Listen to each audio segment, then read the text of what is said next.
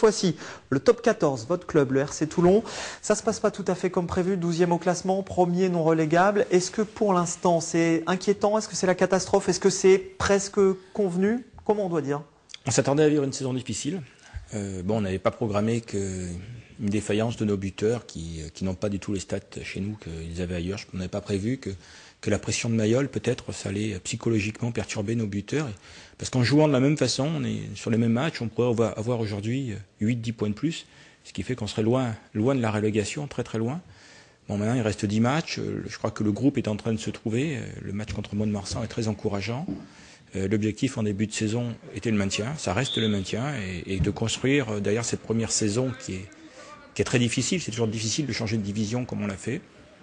Je crois que l'avenir sera beau pour le club si on a la chance de se maintenir en top 14, ce que je crois sincèrement, parce qu'il n'y a pas de raison, parce que les 10 prochains matchs, l'équipe aura plus de vécu ensemble. Il y a la rentrée de Tana Umaga qui va faire beaucoup de bien.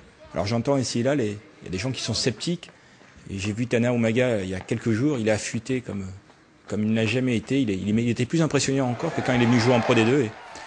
Et ce que je peux vous dire, c'est qu'à l'entraînement, il a mis quelques bouchons qui sont assez impressionnants. Il est en très grande forme et il va surprendre. On a justement des questions qui nous arrivent sur sport3med@france3.fr de Christophe qui habite Toulon, ça s'invente pas, qui nous dit: est-ce que garder Tana Umaga comme entraîneur en début de saison était la bonne solution?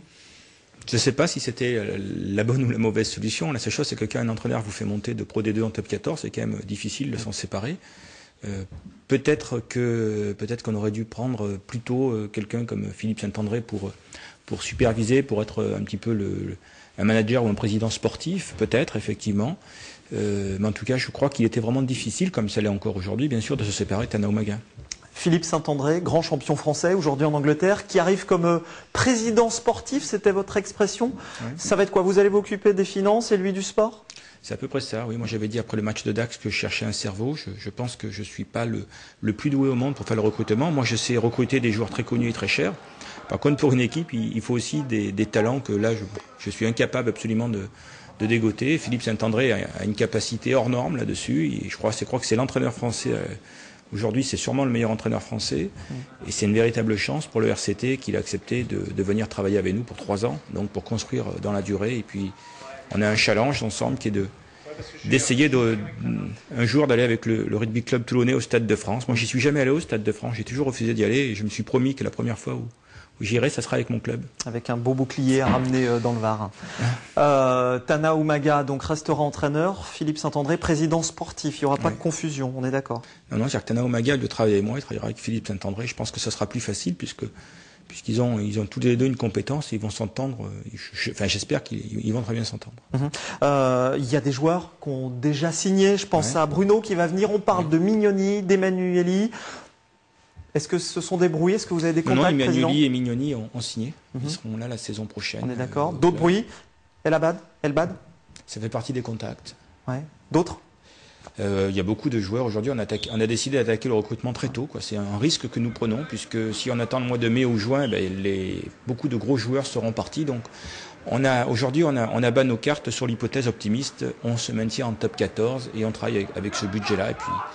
Et puis on verra bien. Beaucoup de nos internautes nous posent la même question. Et Thomas, qui est footballeur au club de Colobrières, a une question qui le démange. Qu'est-ce que tu veux savoir, Thomas? Parle bien près du micro. Je voudrais savoir si Chabal il viendrait à Toulon.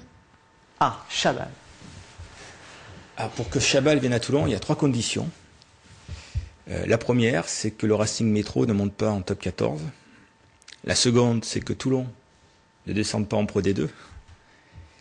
Et la troisième, c'est qu'économiquement, nous puissions recruter Sébastien Chabal, parce que, à l'instar d'un président de club de la région de Aix-en-Provence qui avait dit nous n'avons pas un émir pour nous financer, le rugby club toulonnais n'a pas non plus un émir pour les financer, donc Chabal c'est un joueur très cher et il faudra que nous en ayons les moyens. Votre exemple, est-ce que c'est Max Guazzini, le patron du Stade français? Vous voulez que le rugby soit une fête, comme lui, j'ai l'impression, non? Non, ça sera différent ce qu'on fera. Non, je n'ai pas d'exemple particulier. J'essaie de regarder vers le haut. À la rigueur, j'aurais plus envie de me rapprocher d'un club comme l'OM, dans sa façon d'être géré, dans l'impact qu'il a réussi à avoir, que de clubs du rugby aujourd'hui. Non. Question de Marc, qui est de Cassis. Est-ce que Toulon sera champion de France un jour, président? Ah, j'espère, en tout cas on fait tout pour. Maintenant, il y a aussi beaucoup de clubs qui ont de gros projets. Je parlais tout à l'heure du Racing Métro qui à mon avis va être un club redoutable dans les années qui viennent puisqu'ils ont des moyens surdimensionnés. C'est un véritable ovni qui arrive dans le rugby aujourd'hui. Et puis il y a le Toulouse, il y a le Stade Français, mais Toulon aujourd'hui, de par son économie qui est saine, de par l'impact qu'il a dans le sud de la France, peut ambitionner, je crois, d'être au moins demi-finaliste, peut-être finaliste. Et bien on suivra sa prochain match dans 15 jours à Paris. Merci Mourad Boudjelal de nous avoir...